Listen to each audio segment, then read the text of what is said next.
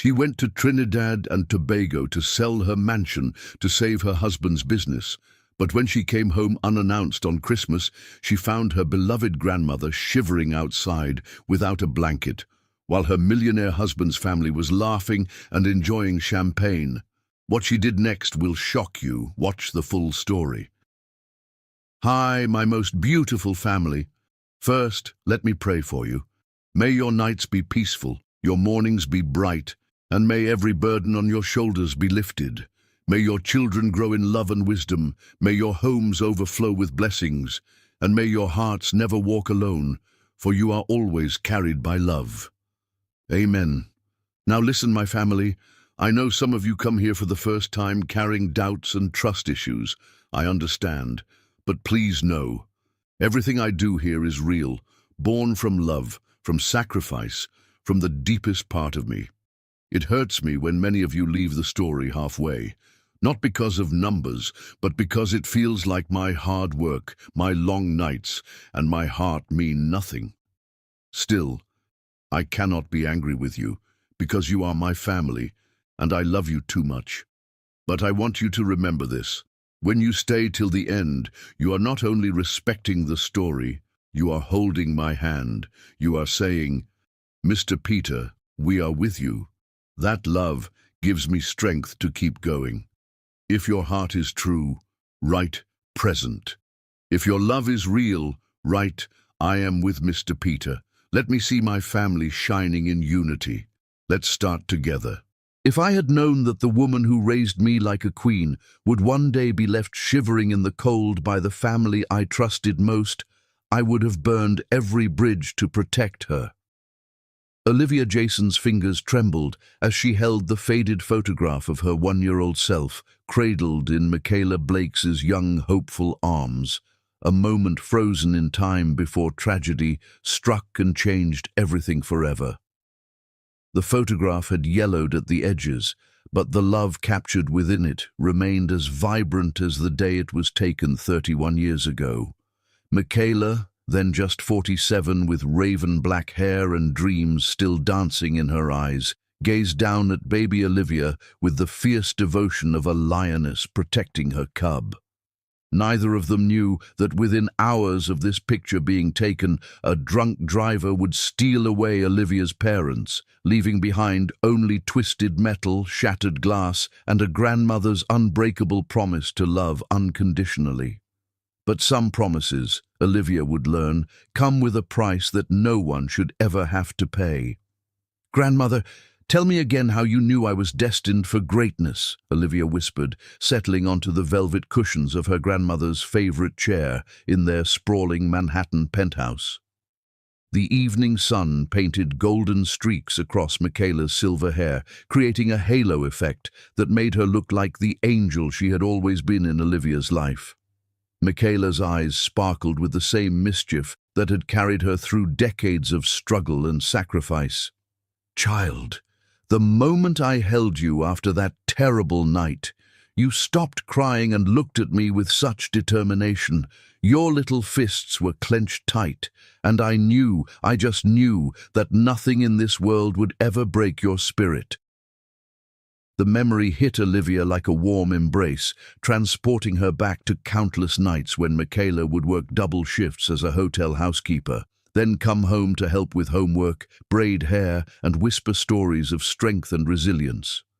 Every sacrifice had been wrapped in love, every hardship transformed into a lesson about perseverance. What Olivia didn't know was that soon those very lessons would be the only thing standing between her and complete devastation. "You remember the winter when I couldn't afford to buy you that red coat you wanted so badly?" Michaela's voice carried the weight of old regrets and hard-won wisdom. "I worked 3 jobs that month, cleaning offices until my hands bled, just so I could see you smile when you unwrapped it on Christmas morning." "And it was the most beautiful coat in the world," Olivia replied, her throat tight with emotion. "You made me feel like a princess even when we were living in that tiny apartment with the broken heater." Michaela reached out and cupped Olivia's face with hands that had scrubbed 1,000 floors to build a future. That's what love does, baby girl. It takes the broken pieces and makes them into something beautiful. It turns struggle into strength and pain into purpose. The irony of those words would haunt Olivia in the months to come when she discovered that not everyone understood the true meaning of love. The sound of keys jingling at the front door interrupted their moment, and Olivia's heart skipped with anticipation. Jason Halliburton's deep laughter echoed through the marble foyer, followed by the confident stride of a man who owned the world and everyone in it. At 35, he commanded respect in every room he entered, with his sharp jawline, piercing blue eyes, and the kind of smile that had convinced Olivia to say yes to forever 3 years ago. "Ladies, I hope you're ready for a celebration," Jason announced as he swept into the living room, his Armani suit still crisp despite a long day of conquering Wall Street. He moved toward Olivia with the grace of a man accustomed to getting everything he wanted, but when he greeted Michaela, his demeanor shifted to one of genuine respect and affection. "Mrs. Blakes, you look more radiant every day," he said, taking her hand and placing a gentle kiss on her knuckles. The gesture never failed to make Michaela smile, and Olivia's heart swelled with love for a man who understood the importance of honoring the woman who had shaped her world. Little did she know that in just a few short months, this same man would stand by silently while his family treated her grandmother like a servant, unworthy of basic human dignity. "What are we celebrating, sweetheart?" Olivia asked, rising to meet Jason's embrace. His arms enveloped her with the security she had craved since childhood, the promise that she would never be abandoned again, never be left to face the world alone. "The Morrison deal closed today, $30 million in profit, and it's all thanks to my brilliant wife's negotiation skills," Jason announced, spinning Olivia around until she laughed with pure joy. "We're officially in the Billionaire Club now, baby." Michaela clapped her hands together, her face beaming with pride. "Oh, my beautiful granddaughter, look how far you've come. From that tiny apartment to this magnificent life, it's like watching a flower bloom into something extraordinary." The celebration that followed was filled with champagne, laughter, and dreams of an even brighter future. Jason spoke of expanding their empire, buying a house in the Hamptons, maybe starting a family of their own. Michaela shared stories of her own humble beginnings, weaving tales of resilience that painted their success as something sacred, a testament to the power of love and determination. But success, as Olivia would soon discover, can be as fragile as the heart that fights to protect it. As the evening wound down and Michaela excused herself to rest, Olivia and Jason sat together on their private balcony overlooking the glittering Manhattan skyline. The city sprawled before them like a kingdom they had conquered together, each light representing dreams they had turned into reality through sheer will and unwavering partnership. "Do you ever think about how different life would be if I hadn't met you?" Olivia asked, her head resting against Jason's shoulder as his fingers traced gentle patterns along her arm. "Every single day," he replied, his voice thick with emotion. "You saved me, Olivia. Before you, I was just another rich man with more money than sense.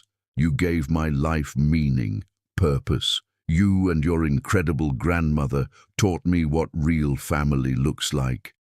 The sincerity in his words wrapped around Olivia's heart like a warm blanket, confirming what she had always believed, that their love was strong enough to weather any storm, overcome any obstacle, conquer any challenge that dared to threaten their happiness.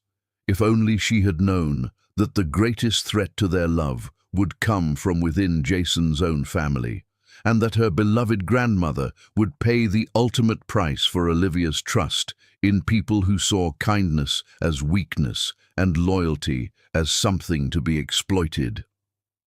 As they sat together under the stars, planning a future that seemed as infinite as the night sky above them, neither Olivia nor Jason could have imagined that in just a few short months their fairy tale would crumble, leaving behind only the unbreakable bond between a grandmother and granddaughter and the devastating question of whether love could truly conquer all. The photograph that had started their evening of memories lay forgotten on the coffee table, a silent witness to the innocence that would soon be lost forever. Chapter 2. When Fortune Fades. The call that destroyed everything came at 3:47 a.m. on a Tuesday, piercing through the silence of their bedroom like a bullet through glass. Olivia watched her husband's face transform from peaceful sleep to absolute horror as the voice on the other end delivered news that would strip away everything they had built together in a matter of seconds. "What do you mean the accounts are empty?"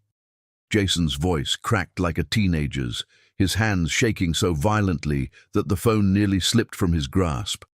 The confident businessman who had conquered Wall Street just hours earlier had vanished, replaced by a broken man staring into the abyss of financial ruin. Olivia's heart hammered against her ribs as she listened to fragments of the conversation. Words like embezzlement, offshore accounts, and federal investigation floating through the darkness like ghosts of their former life. She reached for Jason's free hand, squeezing tight as she watched 35 years of his life's work evaporate in real time. But nothing could have prepared her for what came next, the devastating realization that the man they had trusted most had orchestrated the perfect betrayal.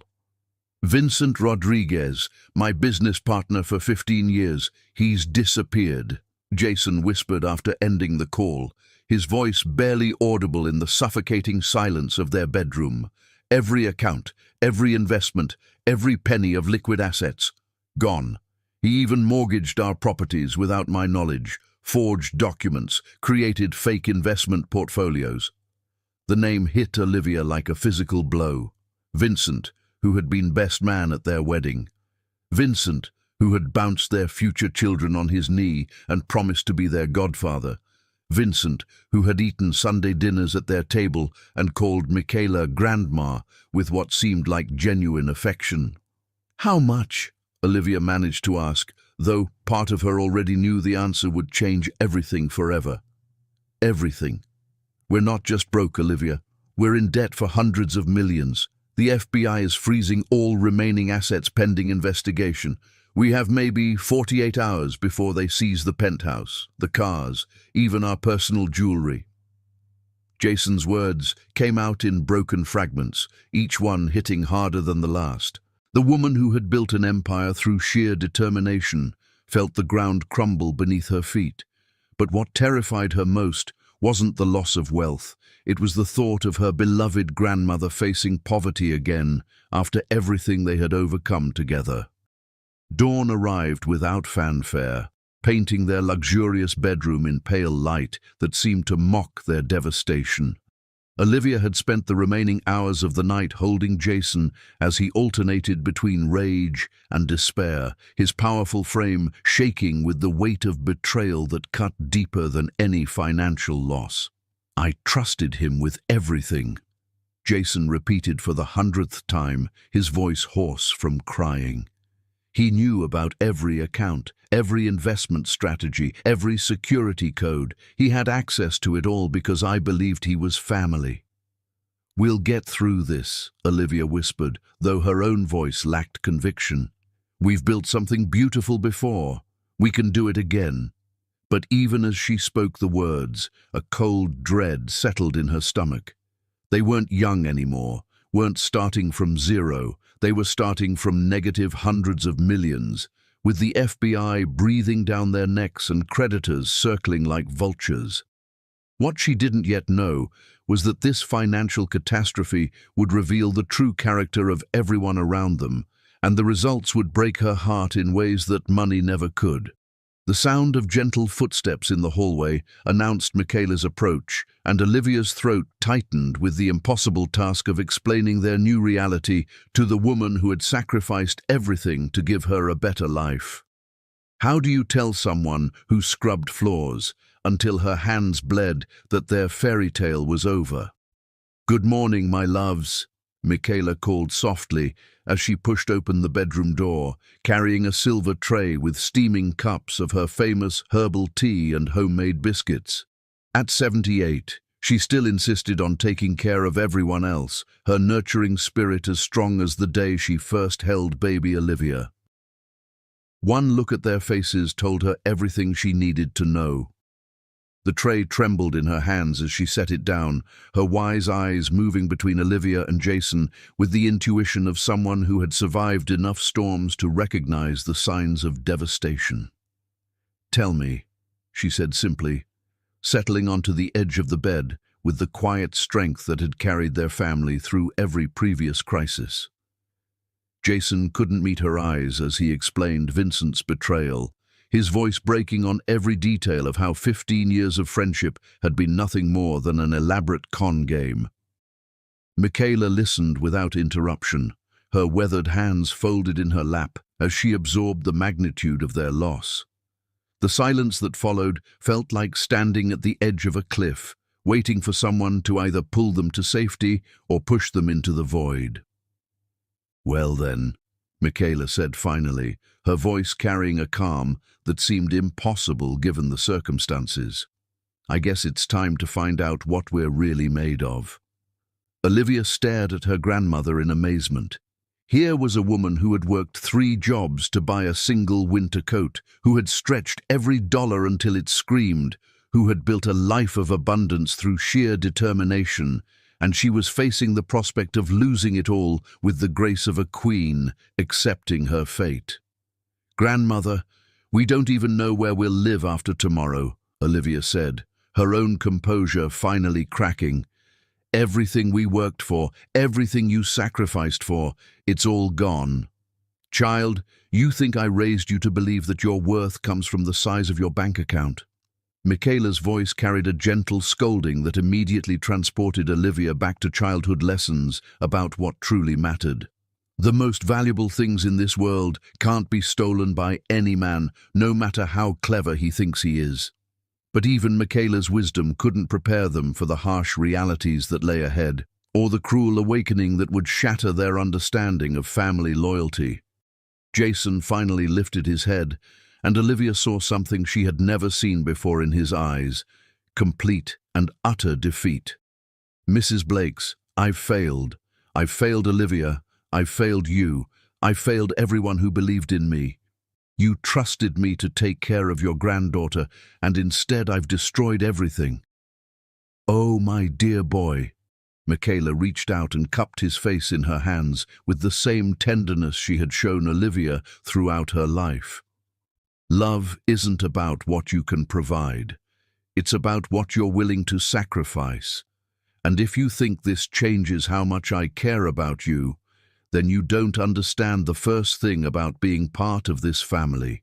The tears that had been threatening to fall finally broke free as Jason collapsed into Michaela's embrace, this powerful man reduced to a broken child, seeking comfort from the only person who still believed in his worth. Olivia watched through her own tears as her grandmother worked the same magic she had performed countless times, transforming pain into hope, fear into courage, despair into determination. "We're going to survive this," Michaela declared with the authority of someone who had conquered poverty once before. "We're going to survive it together, and we're going to come out stronger on the other side.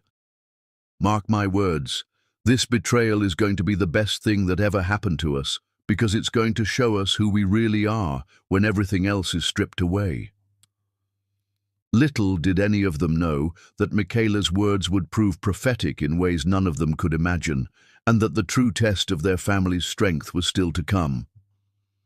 As the morning progressed and reality set in with cruel efficiency, they began the heartbreaking process of saying goodbye to the life they had built.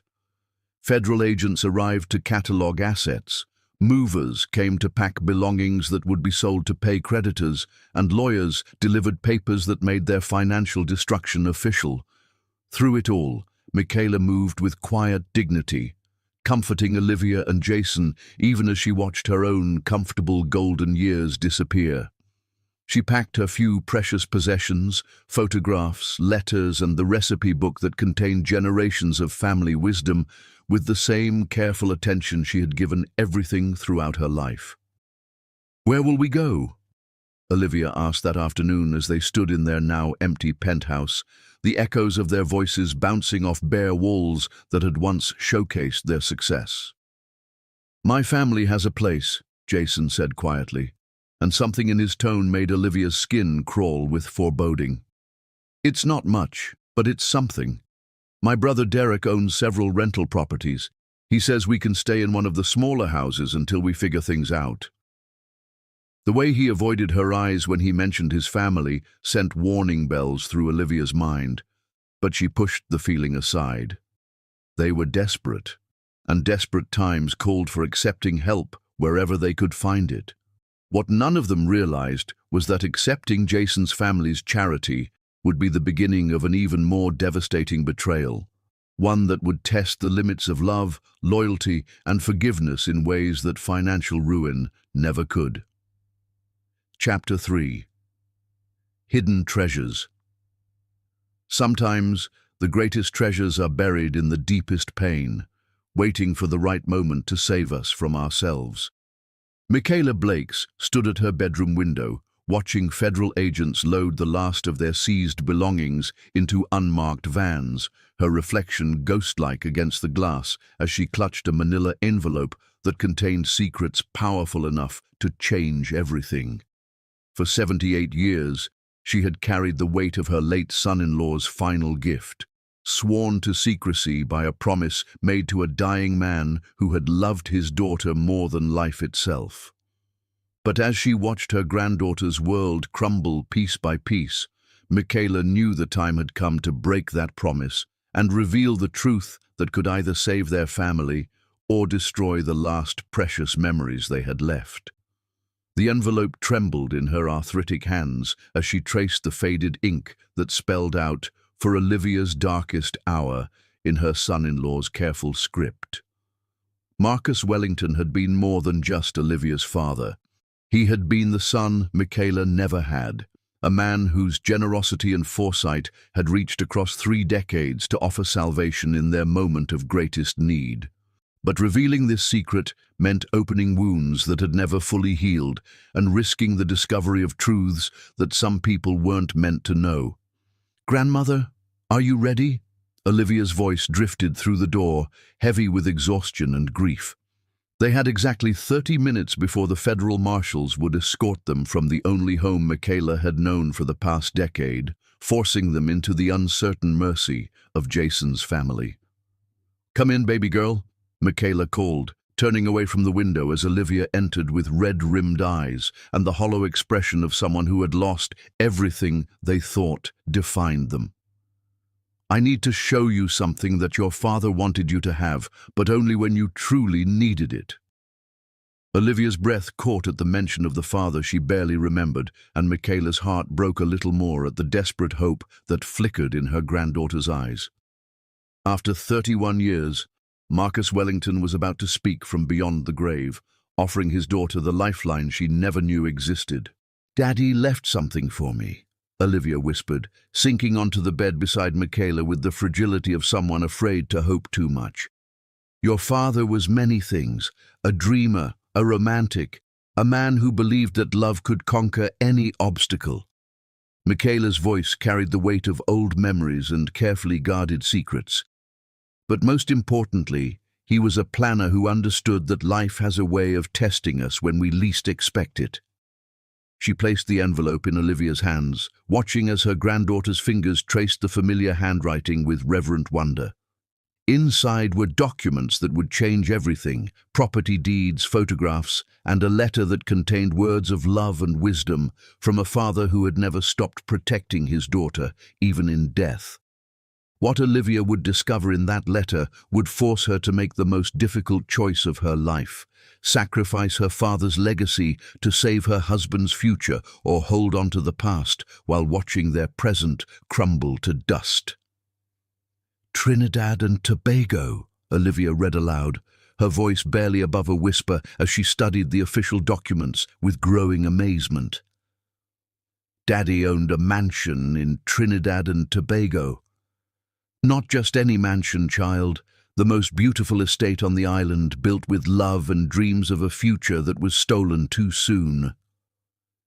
Michaela reached into a jewelry box and pulled out a small photo album that she had hidden for over 3 decades, its pages yellowed, but its contents still vibrant with memories. The first photograph took Olivia's breath away. A sprawling white mansion with colonial architecture, surrounded by lush tropical gardens and overlooking crystal blue waters that seemed to stretch into infinity. Palm trees swayed in an eternal breeze, and flowering vines climbed every available surface, creating a paradise that looked more like a dream than reality. "My God," Olivia breathed, turning page after page to reveal room after magnificent room filled with mahogany furniture, crystal chandeliers, and artwork that spoke of refined taste and unlimited resources. How did Daddy afford something like this? Your father wasn't just any man, baby girl. He was Marcus Wellington of the Wellington shipping empire. Michaela's voice carried pride mixed with old grief. His family disowned him when he chose to marry your mother instead of the society girl they had picked out, but Marcus had already established his own business ventures across the Caribbean. The revelation hit Olivia like a tidal wave, reshaping everything she thought she knew about her family's history. Her father hadn't been the simple businessman she had imagined, but a wealthy entrepreneur who had built an empire of his own before tragedy cut his life short.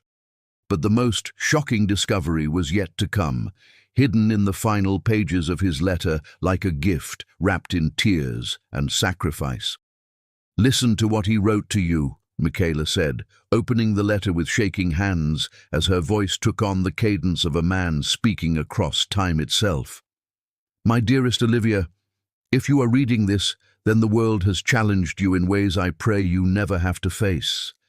But I know, my little girl, you are stronger than you realize, braver than you believe, and more loved than you can possibly imagine.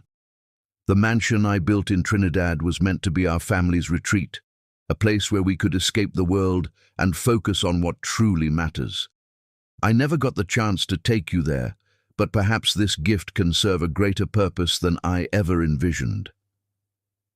Olivia's tears fell onto the faded paper as she read her father's words, feeling his love reach across 3 decades to embrace her in her darkest moment. But it was his next paragraph that would test the very foundations of her character. "Should you ever find yourself in desperate circumstances, know that this property is worth enough to solve any financial crisis you might face. But I pray you will only sell it if doing so serves the greater good, to protect the people you love, to preserve the family we built together, or to ensure that goodness triumphs over greed. The choice is yours, my darling daughter, and I will love you no matter what you decide." The weight of the decision settled on Olivia's shoulders like a crushing burden. Here was the solution to all their problems, the key to rebuilding their empire and securing their future. But using it meant saying goodbye to the last tangible connection to the father she had barely known, selling off a piece of her heritage that could never be replaced. "The property is worth approximately $40 million in today's market," Michaela said quietly, her voice steady despite the magnitude of what she was revealing. "More than enough to pay off the debts and start fresh. But once it's sold, it's gone forever, along with the dreams your father had of taking you there someday." Olivia stared at the photographs through her tears, imagining what it would have been like to walk those halls with her father, to sit in that garden and listen to his stories, to understand the man who had created this paradise with hopes of sharing it with his family. The mansion represented more than just money. It was a monument to love cut short, a testament to dreams that had died with her parents on that terrible night 31 years ago. But it was also the lifeline that could save Jason from complete ruin and restore the life they had built together through years of love and partnership. "What would Daddy want me to do?" Olivia asked, her voice breaking with the impossibility of the choice before her. Your father was a man who believed that love was the only currency that really mattered, Michaela replied, wrapping her arms around her granddaughter with the fierce protectiveness that had carried them through every previous storm. He would want you to choose whatever path leads to the greatest happiness for the most people, even if it means sacrificing his own dreams in the process.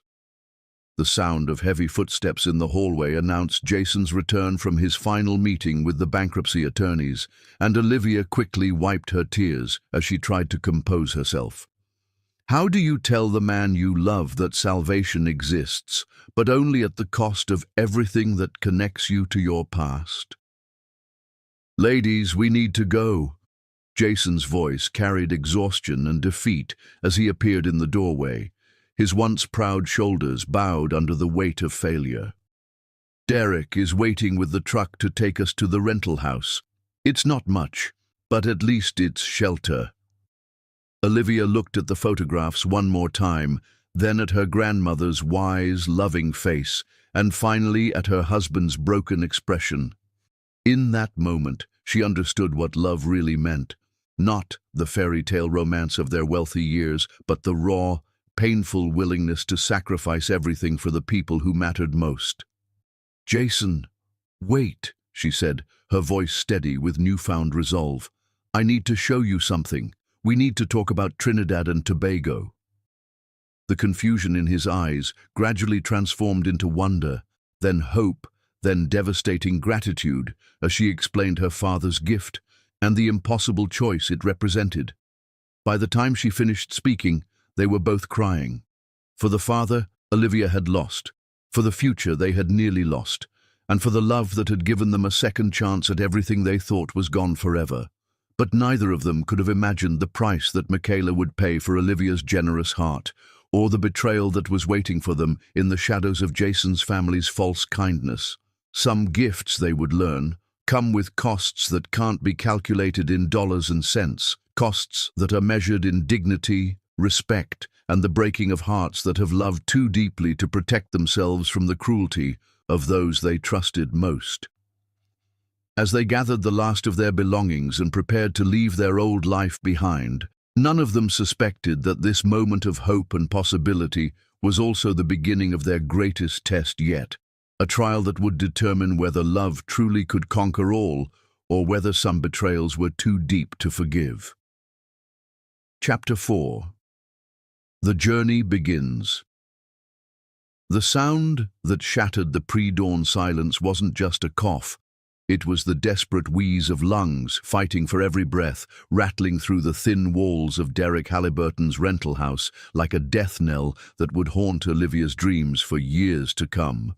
She bolted upright in the narrow bed she now shared with Jason, her heart hammering as she realized that her grandmother's condition had taken a terrifying turn for the worse. "Michaela!" Jason's panicked shout echoed through the cramped house as he raced toward the tiny back bedroom where Olivia's grandmother had been relegated, their footsteps thundering across the warped hardwood floors that creaked with every movement. What they found when they burst through the door would forever change their understanding of how quickly life could shift from hope to desperation. Michaela sat hunched on the edge of her narrow cot, her usually pristine silver hair disheveled as violent coughing spasms racked her frail frame. Each breath came in short, labored gasps that seemed to scrape against her lungs like broken glass, and the normally warm brown of her skin had taken on an alarming grey pallor that spoke of a body pushed beyond its limits.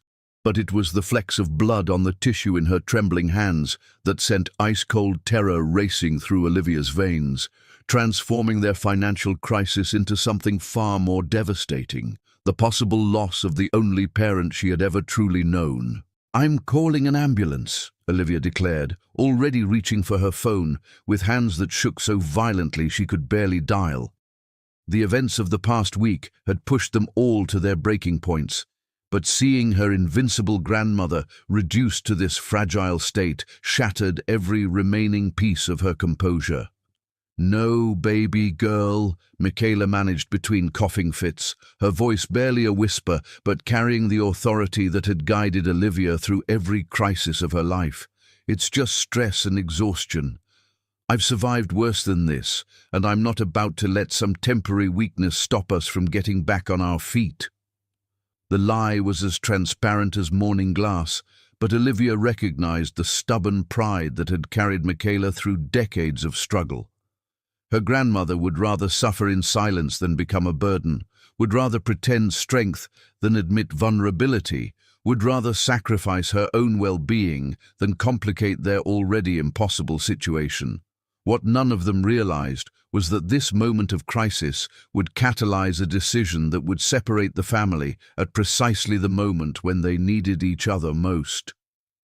Jason knelt beside Michaela's cot with gentle hands and desperate eyes, his voice thick with guilt and concern as he checked her pulse and temperature with the careful attention of a man who had come to love her like his own grandmother. "Mrs. Blakes, you need medical attention. This isn't just stress, you're burning up with fever."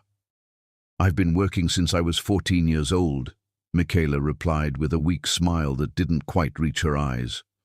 "A little cough isn't going to defeat me now. Besides, we have more important things to worry about than an old woman's complaints." The casual dismissal of her own suffering hit Olivia like a physical blow, highlighting just how much their changed circumstances had cost them all. In their penthouse, Michaela would have had the best medical care money could buy. Now, in this cramped rental house with its broken heating system and thin walls, even basic comfort seemed like an unattainable luxury. "Grandmother, you are not just an old woman," Olivia said fiercely, sitting on the edge of the cot and pulling Michaela into her arms with the desperate need to provide protection and warmth. "You are the strongest person I've ever known, and that's exactly why I'm so scared right now. If you're showing weakness, then something is seriously wrong." The admission hung in the air between them like a prayer, and a fear rolled into one impossible truth. For 3 decades, Michaela had been the unshakable foundation upon which Olivia had built her entire world. The thought of losing that anchor just when everything else had already crumbled was more terrifying than any financial ruin could ever be. But sometimes, the cruelest twist of fate can also become the catalyst for the greatest acts of love and sacrifice. "Listen to me, both of you," Michaela said, her voice gaining strength as she summoned the authority that had commanded respect in boardrooms and broken down barriers throughout her life.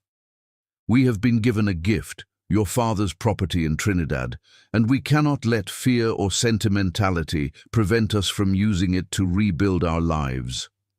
She turned to Olivia with eyes that still held the fire of determination despite her physical weakness, and in that gaze was every lesson she had ever taught about courage in the face of adversity. "You need to go to Trinidad, handle the sale of that property, and secure our future. This is what your father would have wanted, his legacy used to protect the family he loved more than life itself." "I'm not leaving you like this," Olivia protested, even as part of her recognized the wisdom in her grandmother's words. The property sale required personal attention, legal expertise, and negotiation skills that couldn't be handled remotely. But the thought of abandoning Michaela while she was so obviously ill felt like the worst kind of betrayal. "And I'm certainly not letting her go alone," Jason added, his arm tightening protectively around Olivia's shoulders. "If she goes to Trinidad, I go with her. We're partners in everything, remember?" The look that passed between Michaela and Jason in that moment carried years of unspoken understanding and mutual respect, but it also held a conversation that Olivia wasn't privy to, an exchange that would prove crucial in the days to come. "Jason, my dear boy, your place is here," Michaela said gently but firmly, her weathered hands reaching out to cup his face with maternal affection. "Olivia is strong enough to handle the business side of things, but I need someone here to take care of me, to make sure I'm following doctor's orders and getting proper rest." Something flickered in Jason's eyes, relief, gratitude, and perhaps something else that Olivia couldn't quite identify. "Of course, Mrs. Blakes. I would be honored to take care of you while Olivia is away." You've both done so much for me. It's the least I can do to repay your kindness." The sincerity in his voice brought tears to Olivia's eyes, reaffirming her belief that she had married a man of genuine character and deep compassion. Here he was, willing to set aside his own pride and comfort to care for an elderly woman who had welcomed him into their family with open arms. If only she had known that his family would view that same elderly woman as little more than a convenient servant whose dignity was expendable for their entertainment. "It's settled then," Michaela announced with the finality of someone accustomed to making difficult decisions. "Olivia will go to Trinidad, handle the property sale, and secure our financial future. Jason will stay here and take care of me, proving once again that he truly understands what it means to be part of this family." The plan made perfect sense from every practical angle, but something deep in Olivia's gut twisted with unease that she couldn't quite identify. Perhaps it was simply the anxiety of leaving her sick grandmother for the first time in 31 years, or maybe it was the intuitive understanding that their family was about to face its greatest test yet. Either way, she couldn't shake the feeling that this decision would change everything in ways none of them could anticipate. Over the next 3 days, they worked tirelessly to arrange Olivia's trip to Trinidad and Tobago. Legal documents were prepared, travel arrangements were made, and detailed instructions were reviewed until everyone understood their roles in the complex process of selling international property. Michaela's condition stabilized somewhat with rest and the makeshift medical care they could afford, but her cough persisted like a constant reminder of how precarious their situation had become. She insisted on helping with the travel preparations despite her obvious exhaustion, determined to ensure that every detail was perfect for the mission that would determine their family's future. "Take this," she said on Olivia's final night at home, pressing a small golden locket into her granddaughter's hands with tears streaming down her weathered cheeks. "It was your mother's, and it contains a picture of your parents on their wedding day. Let them guide you through this journey, and remember that love is the only compass you'll ever need." The locket was warm from Michaela's touch, carrying with it decades of love and the weight of family history that stretched back through generations of strong women who had faced impossible odds with grace and determination. "I'll call you every night," Olivia promised, clutching the locket to her heart as she memorized every line of her grandmother's face. "And if your condition gets worse, I'll come home immediately, property sale or no property sale." "You'll do no such thing," Michaela replied with mock sternness, though her smile was filled with pride and love. "You'll handle that business like the strong, capable woman I raised you to be, and you'll come home victorious with the future secured for all of us." The morning of departure arrived with cruel efficiency, bringing with it a mixture of hope and heartbreak that would define the next phase of their journey. As Olivia stood at the airport, surrounded by luggage that contained everything she would need for an extended stay in a foreign country, she felt the weight of her family's expectations pressing down on her shoulders like a lead blanket. "Take care of each other," she whispered to Jason and Michaela, her voice thick with emotion as she hugged them both one final time. "I love you more than words can express, and I'll be back before you know it with enough money to rebuild our lives exactly the way we want them." What she didn't say, what she couldn't have known to say, was that the next time she saw her beloved grandmother, everything would be different, and the love she was counting on to sustain them would be tested in ways that would either destroy them completely or forge them into something stronger than they had ever dared to imagine. Chapter 5. Island of Memories. The first thing that struck Olivia as she stepped off the plane in Trinidad was the overwhelming sensation of coming home to a place she had never been, as if her father's love had somehow infused the very air with memories that predated her birth. The tropical breeze carried scents of frangipani and sea salt that awakened something deep in her soul, a recognition so profound that it brought tears to her eyes before she had even left the airport. But nothing could have prepared her for the moment she first laid eyes on her father's mansion, rising from the hillside like a monument to dreams that had been interrupted but never truly died. The photographs in Michaela's album had been beautiful, but they had failed to capture the raw, emotional power of standing before this testament to a father's love, a place built with the hope of sharing paradise with the family he would never get the chance to bring home. The wrought iron gates stood open as if they had been waiting 31 years for her arrival, framing a winding driveway that led through gardens so lush and magnificent that they seemed to belong in a fairy tale rather than reality. Every tree, every flower, every carefully placed stone had been chosen with the kind of attention that spoke of a man who had planned to create perfection for the people he loved most. Standing at the entrance of this paradise, Olivia felt her father's presence as clearly as if he were walking beside her, guiding her steps toward the home he had built with dreams of the future they would never share. Miss Olivia Wellington. The voice belonged to an elderly Trinidadian man whose weathered face broke into a smile so genuine that it immediately put her at ease. "I am Samuel Rodriguez, and I have been waiting 31 years to meet you." The name Rodriguez sent a chill down Olivia's spine. Vincent Rodriguez had been the business partner who betrayed them, and she wondered if this was some cruel coincidence designed to remind her of their recent tragedy. But Samuel's warm handshake and kind eyes carried none of the deception that had destroyed their lives. "Your father hired my family to maintain this property before you were even born," Samuel explained as he led her up the grand staircase to the mansion's front entrance. "Every day for 3 decades, we have tended these gardens and cleaned these rooms, keeping everything exactly as he left it, waiting for the day when his daughter would finally come home." The revelation that her father had planned for her eventual arrival hit Olivia like a wave of bittersweet emotion.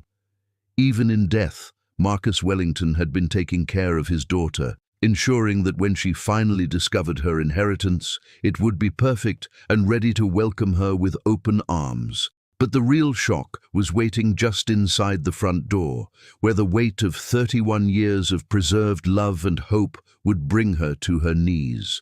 The entrance hall took her breath away with its soaring ceilings, crystal chandeliers, and polished marble floors that gleamed like mirrors in the tropical sunlight streaming through enormous windows. But it was the portrait hanging above the grand staircase that stopped her heart completely, a family painting of her parents holding a baby who could only be herself, commissioned during the brief months when their happiness had seemed infinite and unbreakable. "He had it painted from photographs after the accident," Samuel said quietly, his voice thick with old grief. "Told the artist he wanted to capture the family he would have had if fate hadn't been so cruel. Every morning he would stand right here and talk to that painting like you were all still with him." Olivia's legs gave out, and she sank onto the marble steps as the full weight of her father's love crashed over her in waves of understanding and regret. This wasn't just a house. It was a shrine to the family that had been stolen from him, a monument to dreams that had been cut short but never abandoned, a testament to love so deep that it had transcended death itself. How could she possibly sell this place? How could she turn her father's heart into mere dollars and cents, even if those dollars could save her husband and secure their future?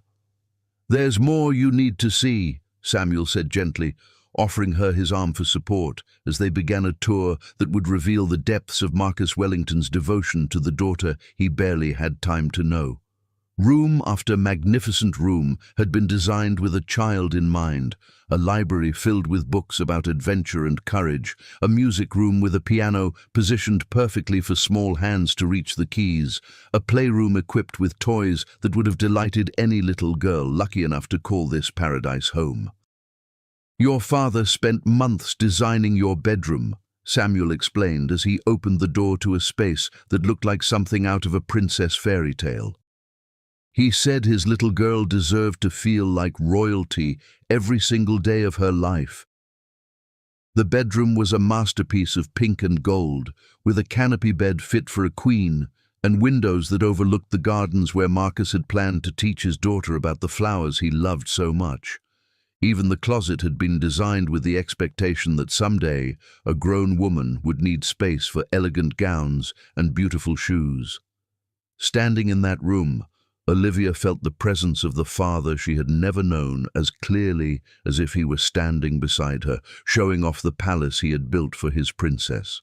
The love that had gone into every detail was so overwhelming that it threatened to break her heart completely. But the most devastating discovery was still to come, hidden in Marcus Wellington's private study like a message in a bottle cast across the ocean of time. The study was a masculine sanctuary filled with leather-bound books, antique furniture, and the lingering scent of the cigars Marcus had enjoyed during his brief years of happiness. But it was the desk that drew Olivia's attention, specifically the journal that lay open, as if her father had just stepped away for a moment and planned to return. He wrote in that journal every day after the accident, Samuel explained, his voice barely above a whisper. Wrote letters to you, told you about his day, shared his dreams for your future.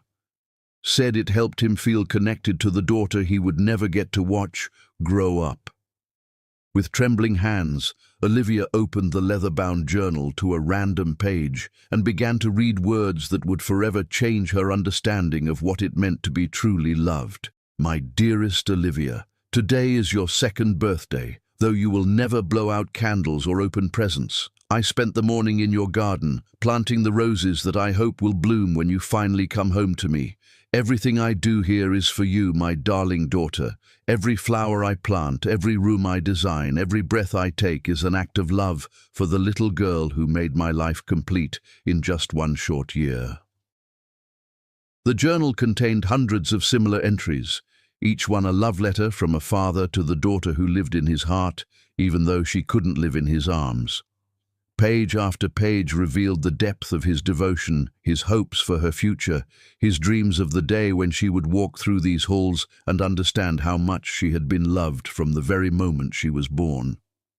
Reading those words, Olivia felt her father's love wrap around her like a warm embrace, healing wounds she hadn't even realized existed and filling empty spaces in her heart that had ached for 31 years without her understanding why.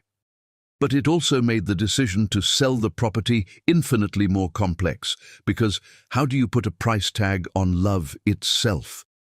Miss Olivia, Samuel said after giving her time to absorb the magnitude of what she had discovered, there are people here who want to buy this property, rich developers who want to tear it down and build hotels, investors who see dollar signs where your father saw love. But there is one offer that might interest you. A family who understands what this place represents and wants to preserve it exactly as your father intended. The possibility of finding buyers who would honor her father's memory rather than destroying it offered a glimmer of hope in what had seemed like an impossible situation. If she could sell the property to people who would cherish it the way Marcus Wellington had intended, perhaps she could live with the decision to let it go. As the afternoon wore on and Olivia explored every corner of the magnificent estate, she began to understand why her father had chosen this particular paradise as the setting for his dreams. The mansion sat on a cliff overlooking the Caribbean Sea, surrounded by gardens that bloomed year-round and filled with the sound of birds singing songs of welcome and joy. It was the kind of place where healing could happen, where broken hearts could mend, where a family could find the peace and happiness that had been stolen from them by cruel fate and even crueler betrayals. Standing on the terrace as the sun began to set over the water, painting the sky in shades of gold and crimson that seemed to embrace the entire world in their beauty, Olivia made a decision that would define the rest of her life. She would sell the property, but only to buyers who would preserve it as the monument to love that her father had intended it to be. The sacrifice would be enormous, letting go of the last tangible connection to the father she had barely known, accepting that she would never again walk these halls or sit in these gardens where his love still lingered in every shadow and every beam of sunlight. But love, she realized, wasn't about holding on to things. Love was about letting them go, when doing so served a greater purpose, even if that purpose came at the cost of your own heart breaking into a million pieces. As she prepared for the complex negotiations that would determine their family's future, Olivia had no way of knowing that back home, her beloved grandmother was facing her own sacrifice, one that would test the very foundations of dignity, respect, and human decency in ways that would forever change their understanding of what family really means. The paradise her father had built with love was about to save them financially, but the price of that salvation would be paid in currency far more precious than money could ever be. Chapter 6. Shadows in Paradise. The transformation began exactly 24 hours after Olivia's plane disappeared into the clouds above New York, as if Jason's family had been counting down the minutes until they could finally drop their masks and reveal the true faces that had been hiding beneath years of carefully constructed politeness. What Michaela discovered that first morning would shatter her faith in human decency and force her to confront a cruelty so systematic that it seemed designed specifically to break the spirit of a woman who had never harmed anyone in her 78 years of life. Well, look what the cat dragged in. The voice belonged to Derek Halliburton, Jason's older brother, whose lips curved into a smile that held no warmth as he surveyed Michaela over his morning coffee with the satisfaction of a predator finally cornering its prey. "I was wondering when we'd get to have a little family meeting about the new living arrangements." Michaela looked up from the kitchen sink where she had been washing the breakfast dishes, a small gesture of gratitude for the roof over their heads, and felt ice-cold dread settle in her stomach as she took in Derek's expression. This was not the face of a man offering charity to family in need. This was the face of someone who had been waiting for the perfect opportunity to exercise power over those he considered beneath him. Behind Derek stood his wife Beverly, a sharp-featured woman whose designer clothes and perfectly styled hair couldn't disguise the ugliness that radiated from her eyes like poison, and flanked around them were their 3 adult children, Marcus Jr., Patricia, and Stephen, each wearing the same expression of barely contained contempt that spoke of a family united in their shared sense of superiority. But it was what Derek said next that would begin Michaela's descent into a nightmare she could never have imagined possible. "Here's how this is going to work, Grandma Moses," Derek continued, his voice dripping with disdain as he used a nickname clearly intended to reduce her to a caricature rather than treating her as a human being. "You're living in my house, eating my food, and using my electricity. That means you're going to earn your keep like everyone else around here." The casual cruelty of his words hit Michaela like a physical blow, but it was the murmur of agreement from the rest of his family that truly broke her heart.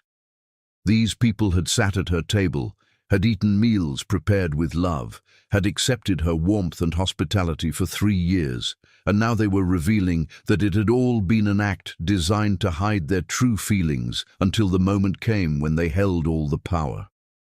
"I understand you need help around the house," Michaela replied quietly, her dignity intact despite the humiliation burning in her chest.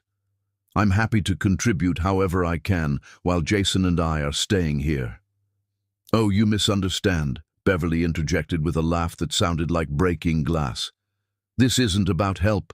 This is about earning your place. See, we've been talking, and we think it's time someone around here learned the difference between being a guest and being a burden." The words were designed to cut, and they succeeded beyond the family's wildest dreams. Michaela had spent her entire life taking care of other people, had worked multiple jobs to provide for Olivia, had opened her heart and home to Jason without reservation, and now she was being told that her presence was unwelcome, that her very existence was a burden to be managed rather than a blessing to be cherished. But the cruelest twist was still to come, delivered with the kind of calculated precision that could only come from people who had planned this moment with sadistic attention to detail. "From now on, you'll be responsible for all the cooking, cleaning, and laundry for the entire household," Derek announced, as if he were a king issuing a royal decree. "And you'll do it with a smile, because anything less than complete gratitude would be very ungrateful considering how generous we're being by letting you stay here." The other family members nodded in agreement, their faces showing the satisfaction of people who had found a perfect victim, someone who couldn't fight back, couldn't leave, and couldn't defend herself without risking the safety and security of her family. "And where exactly is Jason during this generous offer of yours?" Michaela asked, her voice steady despite the rage building in her chest like a volcano preparing to erupt. "Oh, our dear brother is out looking for work," Patricia replied with mock sympathy. "Poor thing is so ashamed of losing everything that he can barely stand to be in the same room with us. Spends most of his time driving around, trying to find someone willing to hire a failed businessman with a criminal investigation hanging over his head." The revelation that Jason was avoiding his family, and by extension avoiding her, hit Michaela harder than any insult they could have hurled. The man she had come to love like a son, the man who had promised to take care of her while Olivia was away, was abandoning her to face this humiliation alone. But even that betrayal paled in comparison to what happened next, when the family's true nature revealed itself in ways that would haunt Michaela's dreams for months to come. "There's just one more teensy little thing," Beverly said with false sweetness, her voice taking on the tone of someone delivering the final blow in a carefully orchestrated attack. "We've decided that the master bedroom would be much better suited for Marcus Jr. and his new girlfriend. You'll be moving to the storage room in the basement. It's small, but it should be perfectly adequate for someone in your position." The storage room. They wanted to put a 78-year-old woman who had spent her life caring for others into a basement storage room like she was an unwanted piece of furniture to be hidden away from decent society. The last shreds of Michaela's composure finally cracked, and she set down the dish towel with hands that shook not from age but from fury so pure it threatened to consume everything in its path.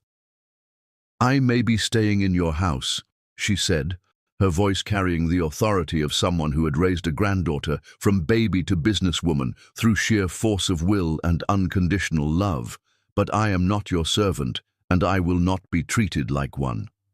The silence that followed felt like the moment before lightning strikes, pregnant with electricity and the promise of devastation. Then Derek's laughter filled the kitchen.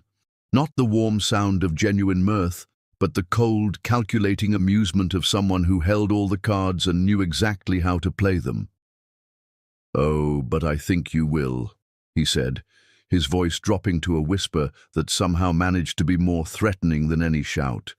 "Because if you don't like our very reasonable arrangements, you're welcome to find somewhere else to live.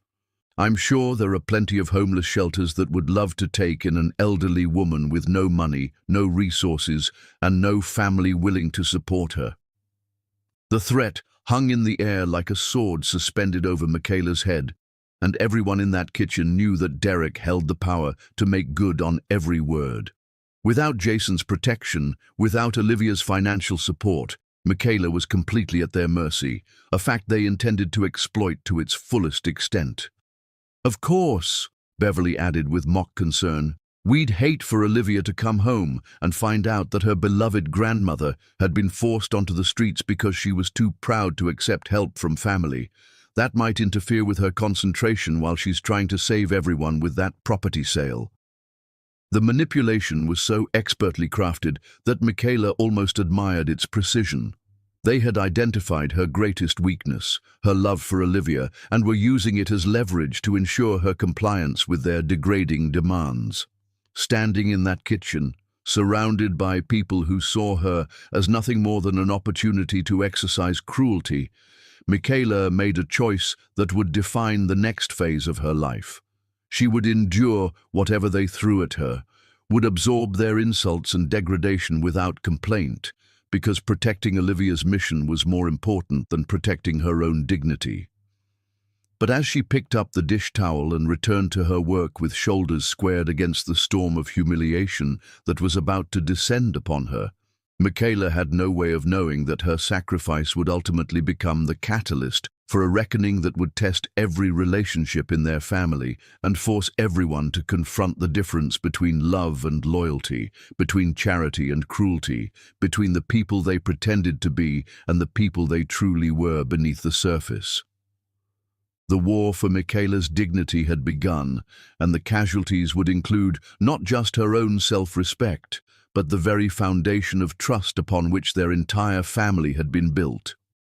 Over the following days, the systematic campaign of degradation began in earnest, with each family member contributing their own special brand of cruelty to the collective effort to break down a woman whose only crime had been trusting in the basic decency of people she had considered family.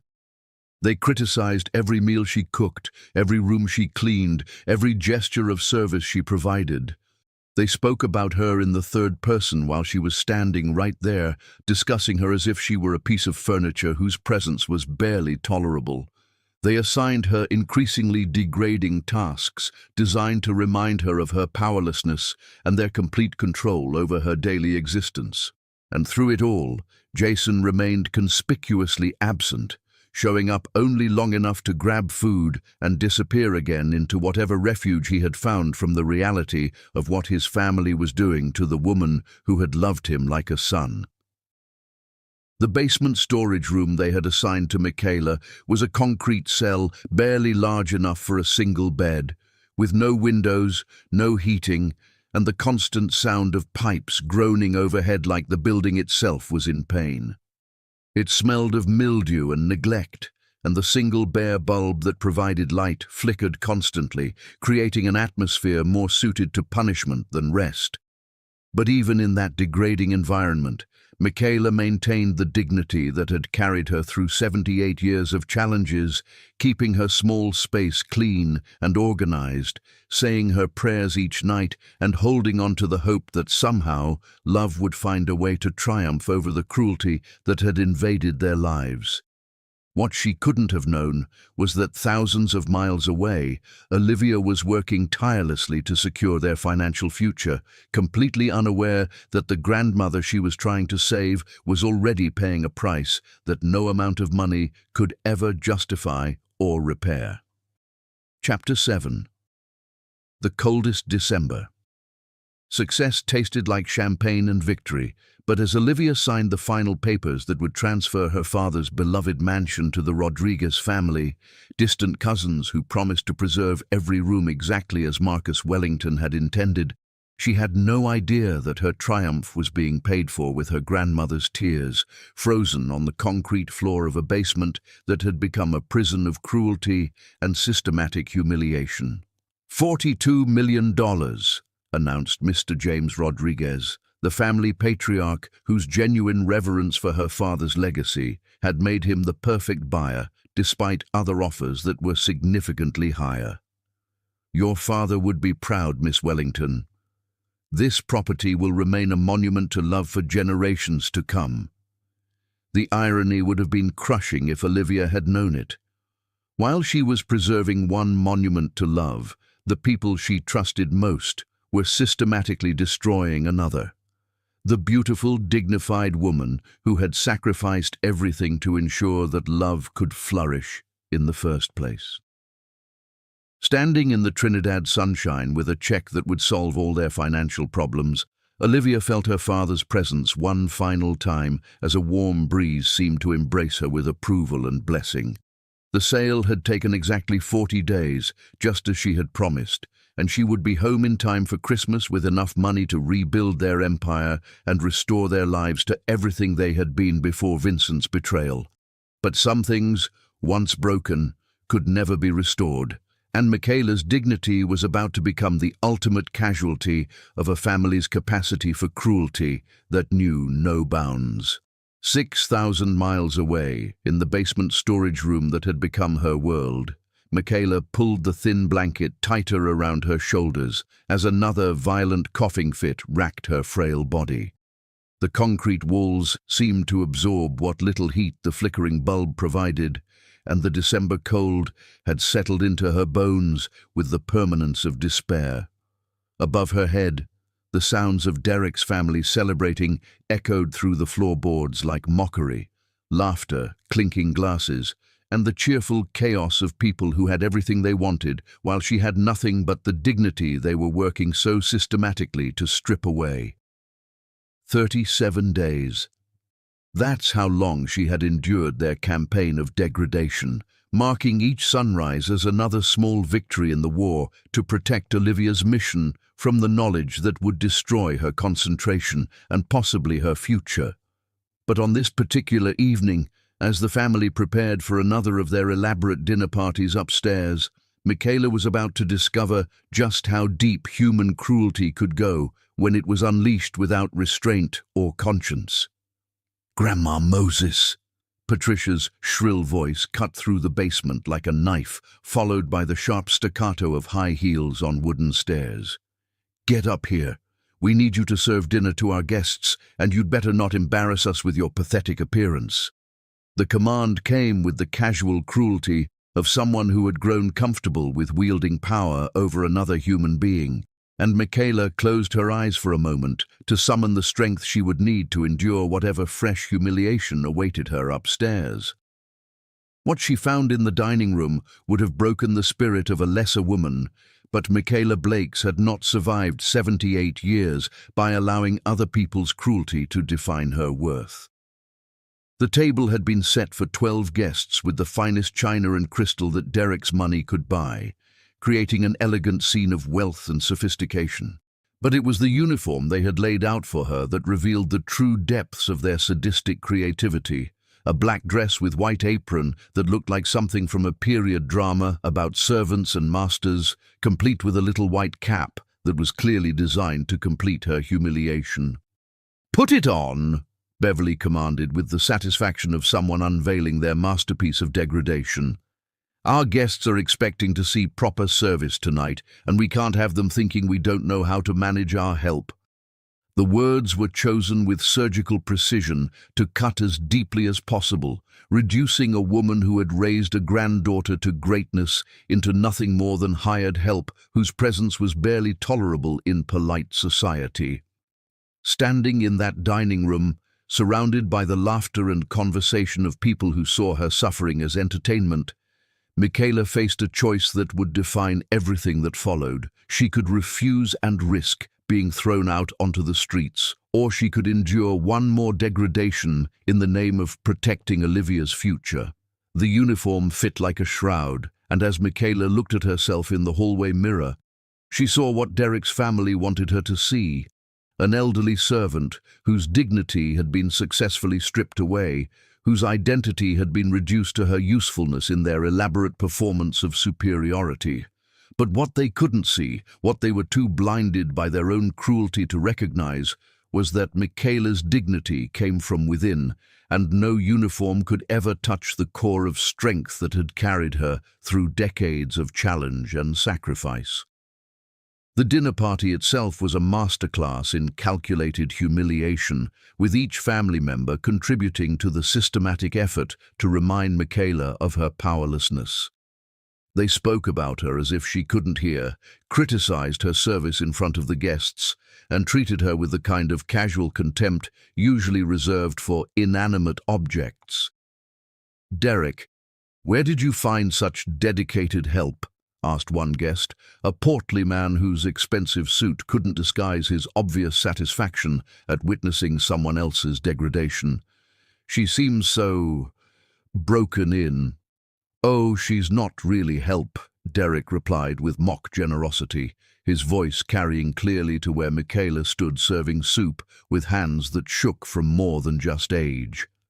"She's actually my brother's wife's grandmother. We're just teaching her about gratitude while they get back on their feet." The laughter that followed felt like acid poured directly onto Michaela's soul, but she continued serving with the mechanical precision of someone who had learned to disconnect her spirit from her body as a survival mechanism. It was Marcus Jr. who delivered the evening's cruelest blow, standing up during the main course to make what he called a toast to family values.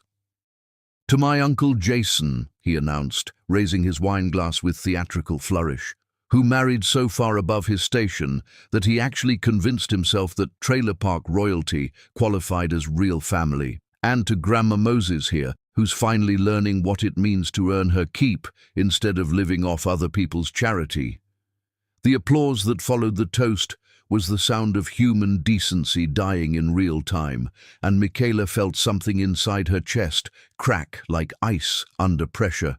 Not her spirit, that remained unbroken, but her faith in the fundamental goodness of people, her belief that cruelty always had limits, her trust that somewhere in Derek's family there was still a trace of the humanity she had once believed in. But even rock bottom, it turned out, had a basement level that she was about to discover. As the evening wound down and the guests prepared to leave, Beverly pulled Michaela aside with the smile of someone about to deliver the final stroke in a carefully orchestrated campaign of destruction. "I hope you've enjoyed playing dress-up tonight," she said with false sweetness that made her words even more poisonous. "Because from now on, this is your permanent uniform. We've decided that having proper help around the house is so much more civilized than pretending you're some kind of family member." The casual erasure of 30 years of love and connection hit Michaela harder than any physical blow could have managed. In Beverly's mind, she was no longer Olivia's beloved grandmother, no longer the woman who had raised a daughter to greatness through love and sacrifice, no longer a human being deserving of basic respect and dignity. She was just the help, disposable, replaceable, and worthy of consideration only as long as she continued to provide useful service to her betters. That night, as Michaela lay on her narrow cot in the basement storage room, still wearing the servant's uniform because they hadn't provided her with anything else to sleep in, she did something she hadn't done since the night Olivia's parents died. She wept for the cruelty that people could inflict on each other when they believed no one was watching or caring enough to stop them. Above her head, the sounds of Derek's family celebrating continued late into the night, their voices loud with wine and satisfaction, their laughter echoing through the house like the sound of victory over someone who had never been their enemy until they decided to make her one. But what none of them realized was that their systematic campaign of cruelty was being observed by someone who still had enough conscience left to be horrified by what he was witnessing. Jason Halliburton, who had finally returned home from one of his long absences to discover what his family had done to the woman he had promised to protect. Standing in the hallway outside the dining room, watching through the crack in the door as they forced Michaela to serve their guests in a maid's uniform, Jason felt something inside his chest collapse like a house of cards in a hurricane. This wasn't charity or tough love or any of the other euphemisms his family might use to justify their behavior. This was systematic cruelty designed to break the spirit of a woman whose only crime had been trusting in their basic human decency. And he had allowed it to happen through his cowardice, his shame, and his inability to stand up to the family that had raised him to believe that power over others was more important than basic human compassion. As he watched Michaela clean up the remnants of the dinner party with the mechanical movements of someone whose spirit had been systematically battered into submission, Jason made a decision that would define the rest of his life. No more running away, no more hiding from the consequences of his family's cruelty, and no more allowing his own shame to prevent him from protecting the woman who had loved him like a son. The war for Michaela's dignity was about to get its first real soldier, and the battle lines that had been drawn would determine whether love truly could triumph over cruelty, or whether some betrayals were too deep to ever forgive. Chapter 8. Christmas Betrayal. Christmas Eve had never felt so much like a funeral until Olivia stepped out of the taxi at Derek Halliburton's house, her heart racing with anticipation to surprise her beloved grandmother and husband with the news that would change their lives forever. $42 million in her bank account and the promise of a future rebuilt from the ashes of Vincent's betrayal. But the scene that greeted her in the weak December sunlight would destroy her faith in human decency and reveal truths so devastating that no amount of money could ever repair the damage they had caused. The first thing that struck her as wrong was the silence. Not the peaceful quiet of a family preparing for Christmas morning, but the hollow emptiness of a house where love had died and been replaced by something cold and merciless. The Christmas decorations that adorned the windows seemed to mock the very idea of peace on earth and goodwill toward men, their cheerful lights creating a grotesque contrast with the darkness that had settled over everything she had once believed about the people she called family. But nothing, absolutely nothing, could have prepared her for the sight that would haunt her nightmares for the rest of her life.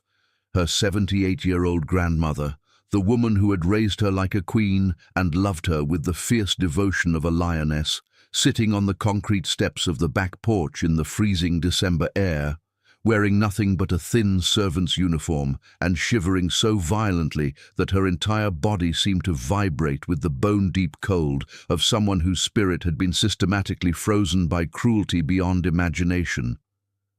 "Grandmother?" Olivia's voice came out as barely a whisper, her throat closing with horror as she took in the full scope of what had been done to the most precious person in her world. "What are you doing out here? Where's your coat? Where are your warm clothes?" Michaela looked up with eyes that had seen too much suffering, her face gaunt from weight loss, and her silver hair disheveled in a way that spoke of someone who had been stripped of even the basic dignity of personal care. For a moment, she seemed not to recognize her granddaughter, as if the past 40 days of systematic humiliation had erased her ability to believe that rescue could ever come. Then recognition dawned, and with it came tears that seemed to carry the weight of every indignity she had endured, while Olivia was thousands of miles away, fighting to save a family that had already been destroyed by the very people who should have protected it. "Baby girl," Michaela whispered, her voice hoarse from the cold and from crying alone in the darkness of a basement storage room where no one could hear her pain. "You came back. I knew you would come back." The relief in her grandmother's voice hit Olivia like a physical blow, followed immediately by a rage so pure and consuming that it threatened to burn down everything in its path. Someone had done this to Michaela. Someone had taken the woman who deserved nothing but love and respect, and had systematically destroyed her dignity for the entertainment of people who called themselves family. But the full scope of the betrayal was still revealing itself, because as Olivia helped her grandmother to her feet, she heard something that would forever change her understanding of cruelty, the sound of laughter and celebration coming from inside the house, where Derek's family was enjoying what sounded like the most wonderful Christmas Eve party in the world. "They're celebrating Christmas while you're sitting outside in the cold?" Olivia asked, her voice deadly quiet, as she wrapped her own coat around Michaela's shaking shoulders. "They're inside drinking champagne while you don't even have a blanket." "It's not their fault, baby girl," Michaela replied with the broken voice of someone who had been trained to accept blame for other people's cruelty. "I was supposed to be cleaning the kitchen after their party, but I started coughing and had to come outside for air. They probably don't even know I'm out here." The lie was so transparent that it would have been heartbreaking if it weren't so infuriating, and Olivia felt her last thread of composure snap like a guitar string under too much tension. Her grandmother was making excuses for people who had clearly been torturing her, still trying to protect the very family that had shown her less mercy than they would show a stray dog. "No," Olivia said, her voice carrying the authority of someone who had spent 40 days conquering impossible business deals and was not about to be defeated by domestic cruelty. "This is not your fault, and we're going to find out exactly what's been happening here." What they discovered when Olivia helped her grandmother through the back door would have been shocking if the evidence of systematic abuse hadn't already been written all over Michaela's gaunt face and hollow eyes.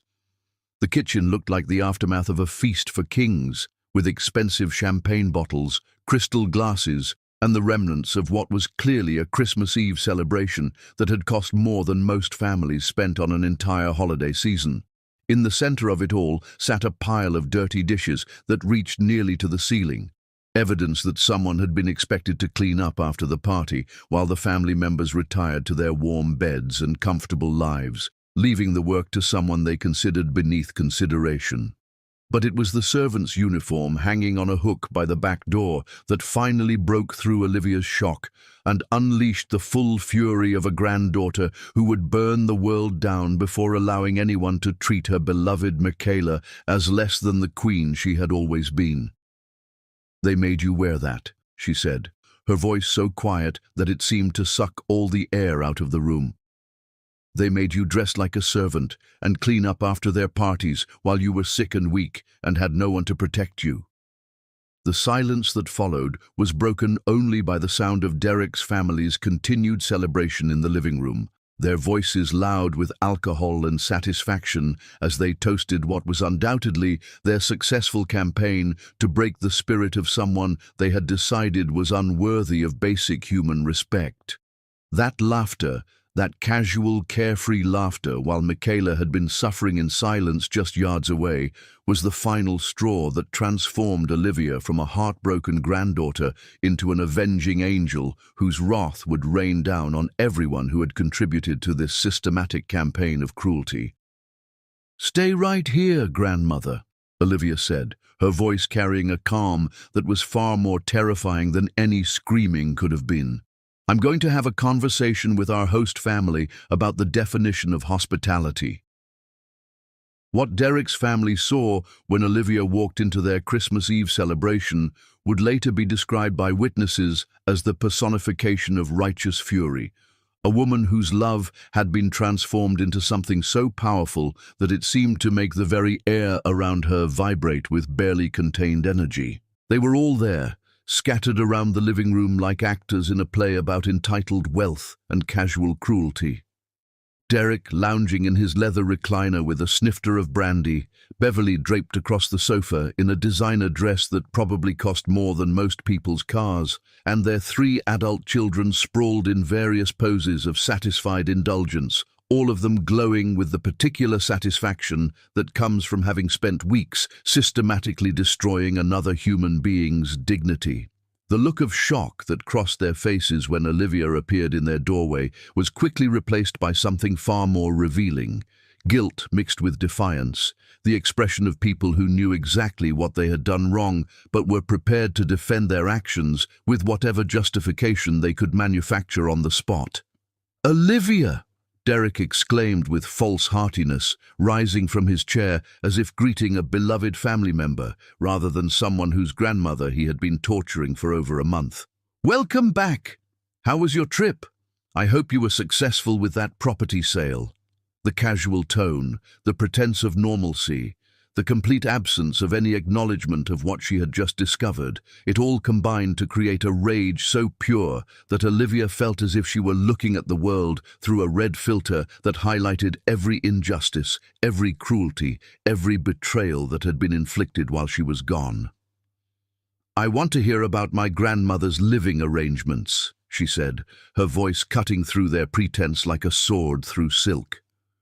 "I want to hear about the basement storage room and the servant's uniform and the dinner parties where you made her wait on your guests like hired help."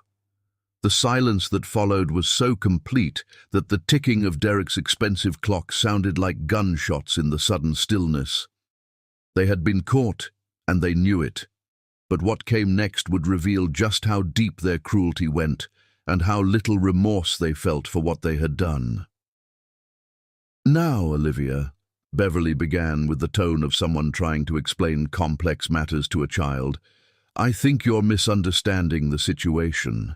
Your grandmother needed to contribute to the household, and we simply found ways for her to earn her keep. It was actually quite generous of us." "Generous?" The word exploded from Olivia's throat with such force that it seemed to shake the Christmas decorations on the mantelpiece. You call making a 78-year-old woman sleep in a basement storage room generous? You call forcing her to wear a maid's costume while she serves your dinner guests generous?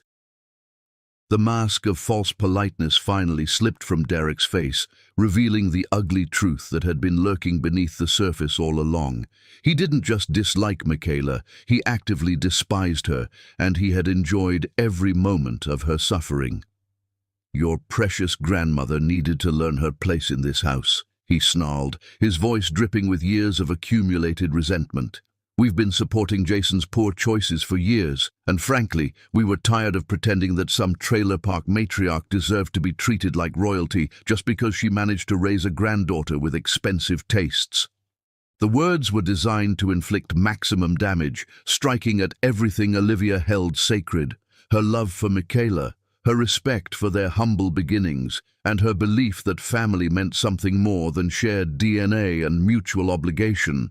But what Derek didn't realize was that his cruelty had just unleashed something far more powerful than his petty resentments could ever hope to contain: the protective fury of a woman who had spent her entire life being loved unconditionally and who would move heaven and earth to defend the person who had made that love possible. "Get out," Olivia said, her voice so quiet that it seemed to come from somewhere deeper than her vocal cords. "All of you, get out of this room right now, because what I'm about to say is going to change everything, and you're going to want to remember this moment for the rest of your miserable lives." They didn't move at first, probably thinking that she was just having an emotional outburst that would blow over once she calmed down and realized how dependent she was on their charity. But then they saw her eyes, really saw them, and understood that they were looking at someone who had just discovered a strength she never knew she possessed, and who was about to use that strength to destroy everything they thought they knew about power and privilege and the ability to treat other people as less than human. What happened next would become the stuff of family legend, talked about in whispers for generations, as the moment when love finally stood up to cruelty and delivered a reckoning that no one involved would ever forget. Chapter 9. Paths to Redemption. You want to know what $42 million looks like? Olivia's voice carried the deadly calm of someone who had finally found the perfect weapon to use against people who worshipped money above all else. And as she pulled out her phone to show them the bank transfer confirmation, Derek's family began to understand that they had just made the most expensive mistake of their lives. It looks like the freedom to walk away from people who mistake charity for the right to torture others. The numbers on the screen hit them like a physical blow: more money than any of them would see in their lifetimes, more wealth than Derek's entire real estate empire was worth, more power than they could ever hope to wield through their petty cruelties and social manipulations. In that moment, they realized that the woman they had been treating as a desperate beggar was actually an heiress who no longer needed anything they had to offer. But it was what Olivia said next that truly shattered their world and exposed the ugly truth about what kind of people they had chosen to become when they thought no one with power was watching. Every single day for the past month, while I was working 16-hour days to save this family from financial ruin, you were systematically destroying the most precious person in my world for your own entertainment. Her voice grew stronger with each word, fueled by a righteous anger that had been building since the moment she found Michaela shivering on those concrete steps. You took a woman who raised me to believe in the goodness of humanity, and you tried to break her spirit just because you could. Beverly's face had gone white as printer paper, and she was clutching her wineglass with hands that shook as the full implications of their situation began to dawn on her. They had burned bridges with someone who could have lifted their entire family to heights they had never imagined possible, all for the temporary satisfaction of inflicting pain on someone who had never done them any harm. "Now wait just a minute," Derek began, his voice taking on the wheedling tone of someone who suddenly realized that all the power in the room had shifted to the person he had been targeting. "I think there's been a misunderstanding here. We were just trying to teach her some independence, help her contribute to the household." "Stop!" The single word cracked like a whip, silencing Derek's pathetic attempt at justification with such authority that even his own children flinched. "Do not insult my intelligence by pretending this was anything other than systematic cruelty designed to break the spirit of a woman who committed the unforgivable crime of loving you like family." Olivia's eyes swept across the room, taking in each face and memorizing every expression of guilt and desperate calculation as they realized that their victim had become their judge, and that the sentence was about to be far worse than they had ever imagined possible. "You made her wear a servant's costume," she continued, her voice building to a crescendo that seemed to make the very walls tremble with the force of her fury. "You made her sleep in a basement storage room without heat or dignity. You made her serve your dinner guests while you laughed about how broken in she seemed. You took a woman who deserves nothing but love and respect, and you turned her into your personal entertainment." The silence that followed was broken only by the sound of Patricia beginning to cry, not from remorse, but from the dawning realization that their actions had consequences they had never bothered to consider. But Olivia wasn't finished. She had 40 days' worth of love and 40 years' worth of gratitude to express, and she was going to make sure that every single person in that room understood exactly what they had lost through their casual cruelty. "That woman you treated like garbage raised me from a baby to a businesswoman through pure love and sacrifice," she declared, her voice ringing with the authority of someone who had finally found her true purpose. "She worked 3 jobs to buy me a winter coat. She cleaned office buildings until her hands bled to pay for my education. She loved me so completely that I grew up believing I was the most precious person in the world. And that belief gave me the confidence to build an empire." The family members shifted uncomfortably as they began to understand that they hadn't just been tormenting an elderly woman. They had been systematically destroying someone whose love had created the very success they had been hoping to exploit. "And when this family faced bankruptcy and ruin," Olivia continued, her voice growing softer but somehow more dangerous, "she offered her greatest treasure, her memories of the son-in-law who died too young, so that we could sell his property and rebuild our lives. She sacrificed her past to secure our future, and you repaid that sacrifice by trying to destroy her present." Derek's bravado was crumbling like a house built on sand, and when he tried to speak again, his voice came out as barely more than a whisper. "Olivia, please, you have to understand, we didn't know about the money. If we had known you were coming back with enough to solve everything, if you had known I had money, you would have treated her better." Olivia's laugh was sharp enough to cut glass, and it carried a contempt so pure that it seemed to poison the very air in the room. "So her worth as a human being was dependent on my bank account? Her right to dignity was conditional on her financial usefulness to you?" The question hung in the air like a sword of judgment, and everyone in that room knew there was no answer that wouldn't damn them further in the eyes of someone whose love they had foolishly chosen to test. It was Marcus Jr. who finally broke the silence, his voice carrying the whine of someone who had never faced consequences for his actions and couldn't understand why this time was different. "Come on, Olivia, she's just one old woman. We can make this right. We can give her a better room, treat her better, make up for any misunderstandings. Just one old woman." Olivia repeated the words with the tone of someone savoring a particularly bitter irony. "That one old woman is worth more than all of you combined, and the fact that you can't see that tells me everything I need to know about who you really are beneath all the pretense and politeness." She turned away from them then, as if they were no longer worth her attention, and began walking toward the kitchen where Michaela was waiting with the patience of someone who had learned to expect nothing and therefore could never be disappointed. "Grandmother," she called, her voice transforming from ice-cold fury to warm honey in the space between words. "We're leaving. Pack whatever belongings they allowed you to keep, because we're never coming back to this house again."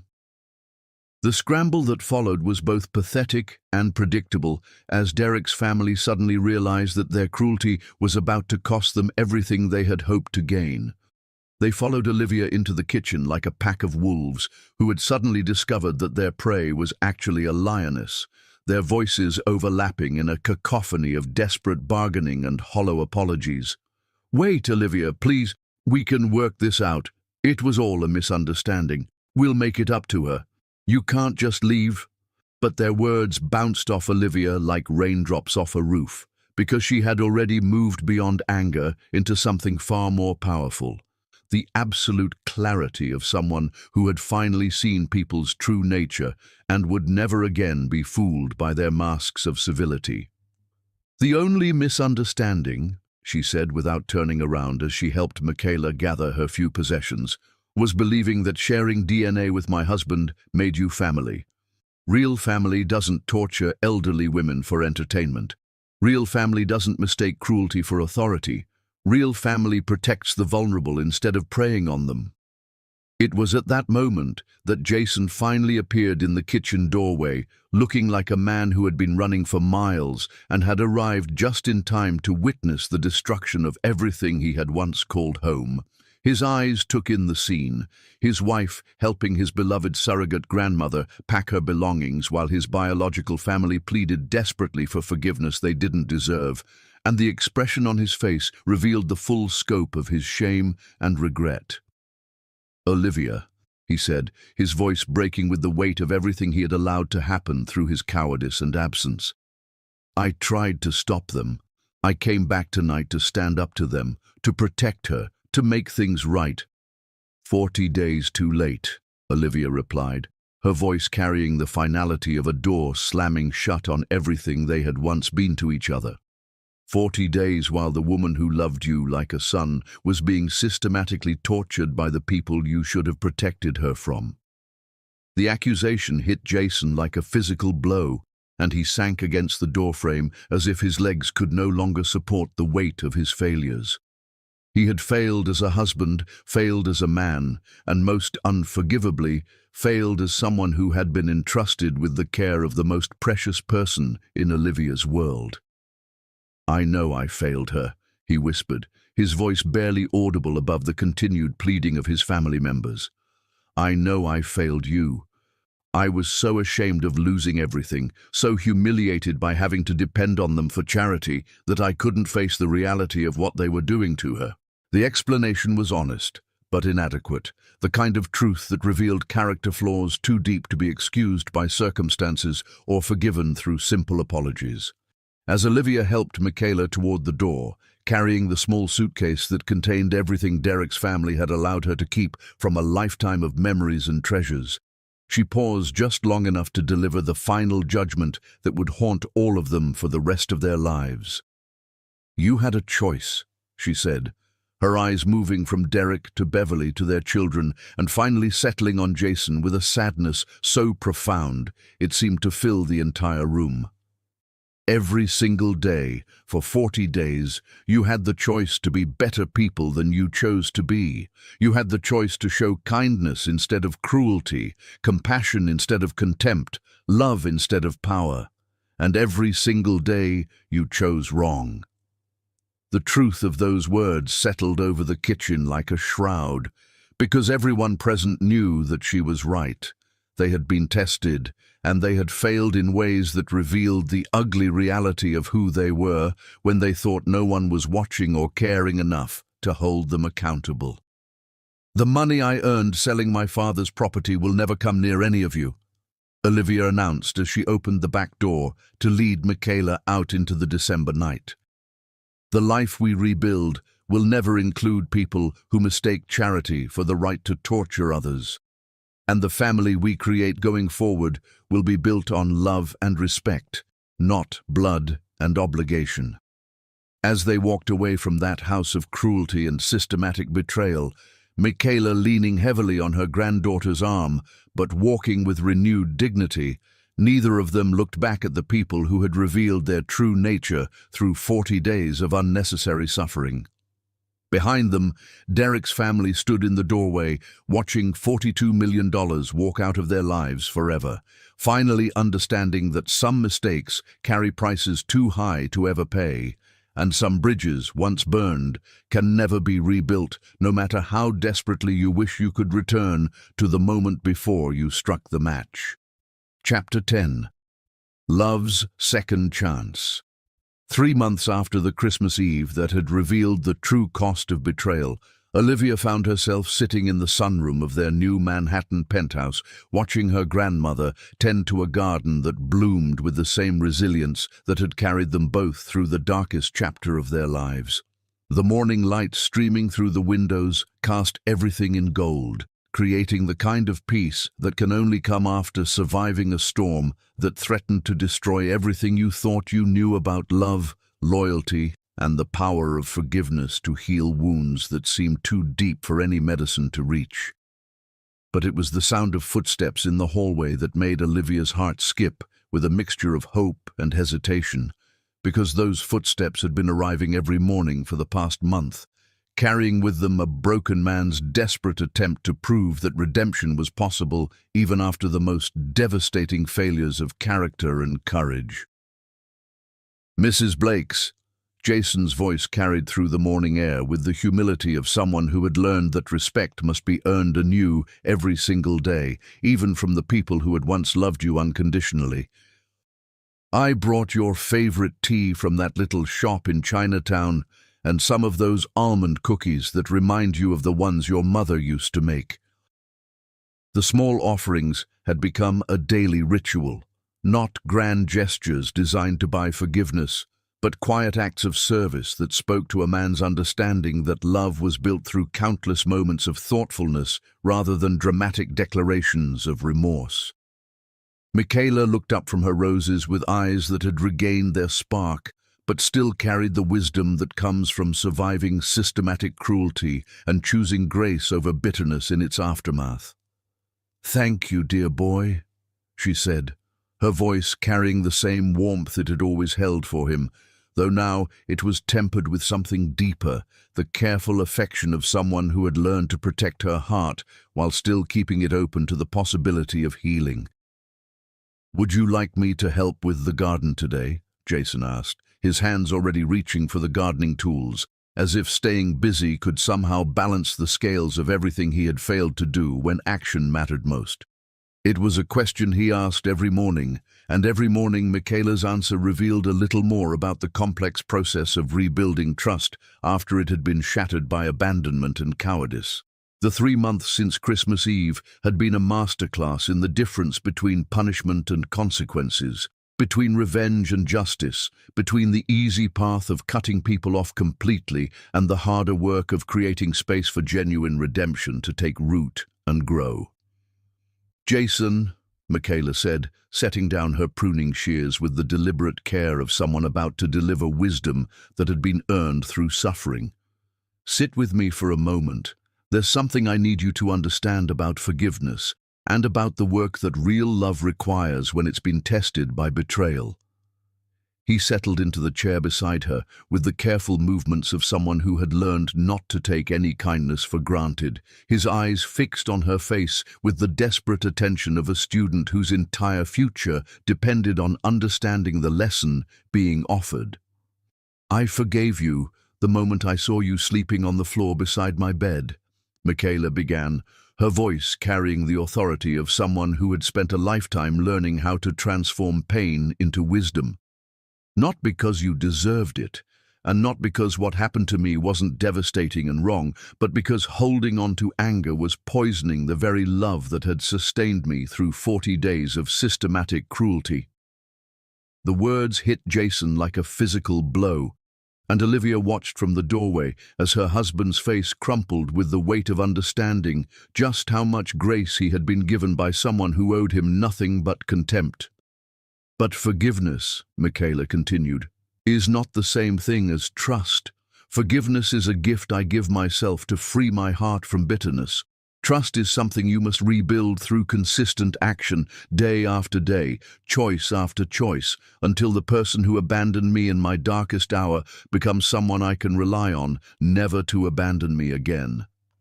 The distinction was crucial, and Olivia felt her own understanding of their situation shift as she recognized the wisdom in her grandmother's approach.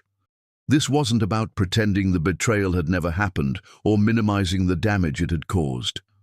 This was about creating a path forward that honored both the pain that had been inflicted and the possibility that people could genuinely change when they were forced to confront the true cost of their failures. "Every morning when you bring me tea," Michaela said, her weathered hands reaching out to cup Jason's face with the same maternal tenderness she had shown him during their happiest times, "you're not just bringing tea. You're showing me that you've learned the difference between convenience and commitment, between comfort and courage, between being sorry about consequences and being transformed by understanding." The tears that ran down Jason's cheeks were the kind that come from a soul being rebuilt from the ground up, and Olivia felt her own heart crack open with the possibility that maybe, just maybe, their family could emerge from this crisis stronger than it had been before the testing began. "I dream about those 40 days every night," Jason whispered, his voice breaking with the weight of memories that would haunt him for the rest of his life. "I dream about coming home and finding you in that basement, dream about seeing you in that uniform, dream about all the times I drove past the house because I was too much of a coward to face what my family was doing to the woman I should have been protecting with my life." "Good," Michaela replied with surprising firmness, though her touch remained gentle. "Those dreams are the price you pay for learning who you really are when everything comfortable is stripped away. The question isn't whether you'll carry that guilt. The question is what you'll build with it." It was at that moment that Olivia stepped fully into the sunroom, her heart full of love for both of these people who had been wounded by the same betrayal but were finding different ways to heal from the damage it had caused. "Grandmother is right," she said, settling into the chair on Michaela's other side with the grace of someone who had finally learned to balance justice with mercy, accountability with compassion. "The man who abandoned you during those 40 days isn't the same man who's been sleeping on our doorstep every night for the past month, refusing to leave until he's proven that he understands what love actually requires." The admission was both an acknowledgement of the progress Jason had made and a recognition that their marriage would never again be the easy, comfortable partnership it had been before they were tested by poverty and the true nature of people they had trusted. "But it will be stronger," Michaela said, her voice carrying the prophetic authority of someone who had lived long enough to see love tested and refined by fire until it became something that could survive any storm. "Love that has been broken and rebuilt is always stronger than love that has never been challenged, because it's built on truth instead of assumptions, on choice instead of convenience, on commitment instead of comfort." The months that followed became a testament to the transformative power of second chances earned through consistent action rather than hollow promises. Jason didn't just apologize, he became a different man, one whose understanding of family had been forged in the crucible of nearly losing everything that mattered due to his own failures of courage and character. He learned to cook Michaela's favorite meals and served them with the reverence of someone who understood that every act of kindness was both a privilege and a responsibility. He learned to anticipate her needs before she expressed them, to offer support without being asked, to show up consistently even when showing up was uncomfortable or inconvenient. Most importantly, he learned to stand up to people who mistook his kindness for weakness, his humility for surrender, his commitment to family for something they could exploit or manipulate.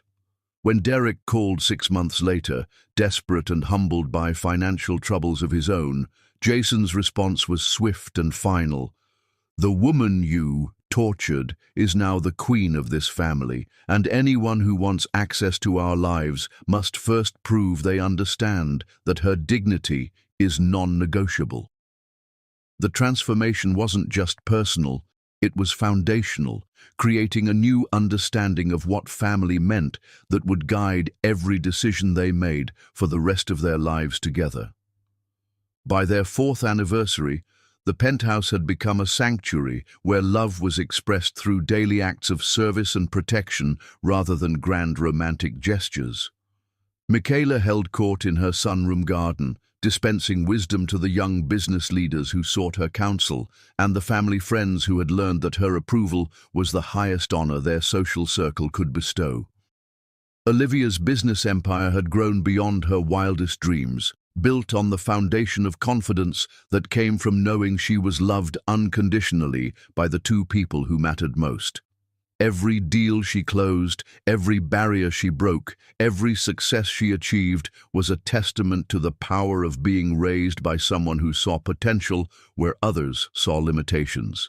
And Jason had become the man he was always capable of being, but had never been forced to become, someone whose strength was measured not by his ability to accumulate wealth or command respect, but by his willingness to serve the people he loved, even when no one was watching or rewarding him for his efforts. "Do you ever regret it?"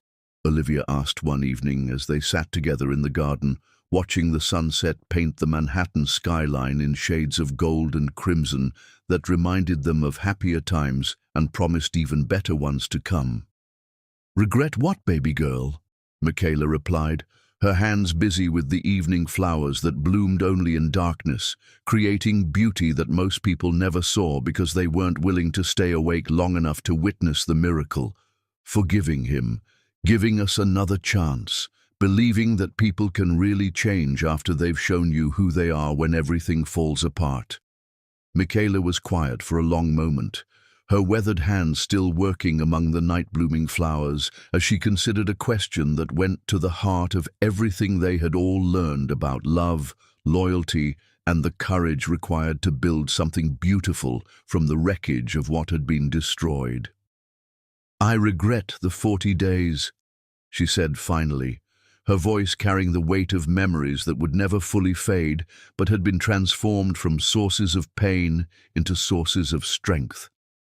"I regret the basement and the uniform and the loneliness of believing I had been forgotten by the people I loved most. But I don't regret the choice to forgive, because forgiveness taught me something I never knew about the power of love to heal wounds that seemed too deep to survive." She looked up at them then, her eyes bright with the wisdom that comes from surviving the worst that people can do to each other and choosing to believe in their capacity for redemption anyway. Love that survives betrayal becomes something different than love that has never been tested.